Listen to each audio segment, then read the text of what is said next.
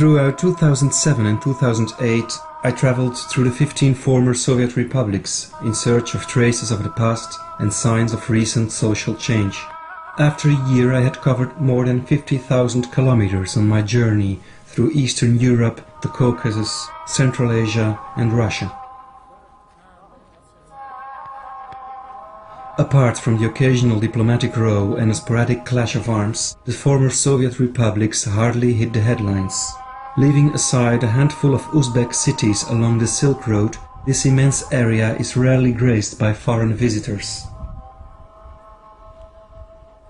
The former Soviet Union is a blind spot on the world map. Ignorance and lack of interest perpetuate the stereotypes this region has had to endure. The countries behind what was once the Iron Curtain are so grey, so bleak, so inhospitable. Such clichés are only partly true. Reality is much more colorful, diverse and surprising. The sun also shines in Siberia.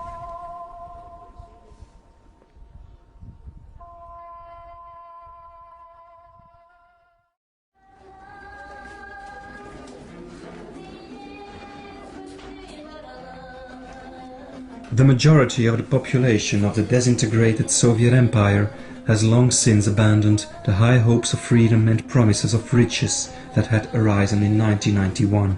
Freedom and independence have their price. Not all republics were left unscattered after the implosion of the Soviet bloc. Over the past 2 decades, the former Soviet countries have evolved in divergent directions and at different speeds. Countries such as Belarus and Turkmenistan have witnessed the rise of dictatorships, while authoritarian leaders govern the Central Asian republics. Georgia and Ukraine underwent non-violent pro-Western regime changes, while the Baltic states became members of the European Union in 2004.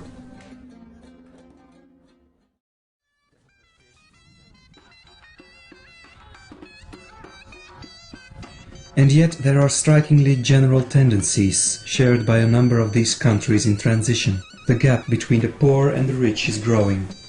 Capital flows effortlessly into the capitals, whereas the living standards in the countryside are hardly improving.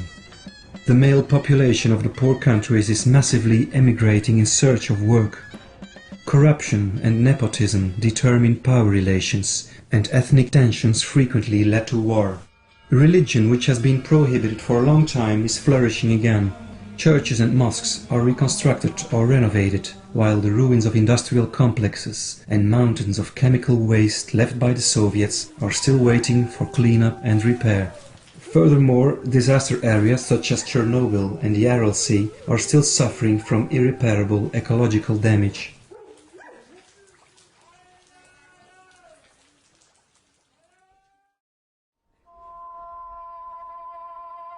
In the north of Armenia, I meet Ighagik Khacharyan, a former Soviet army officer. The good things of the past are no more, he says. The bad stuff just stuck around. Our country is like an infant that needs to grow but that is neglected by its parents and is deprived of all affection. There is no government plan to combat poverty. What's left is selfishness. All the large hotels, casinos and companies are in the hands of a club of super rich. They steal from the sick, from students, from ordinary people. If you're not strong enough in this country, you might as well be dead. Actually, it's a miracle we're still alive.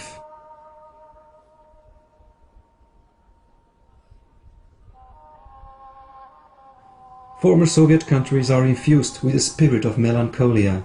This is an area of extremes, a space of glaring contrasts, caught in an uncertain present, torn between nostalgia for the past and hope for a better future.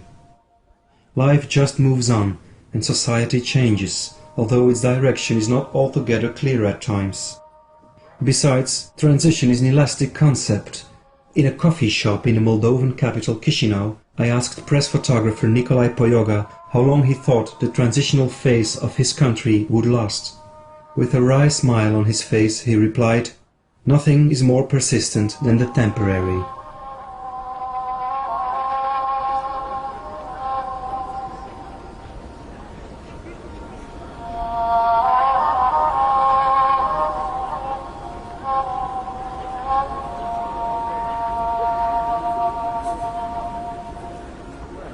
we've got a conflict which is like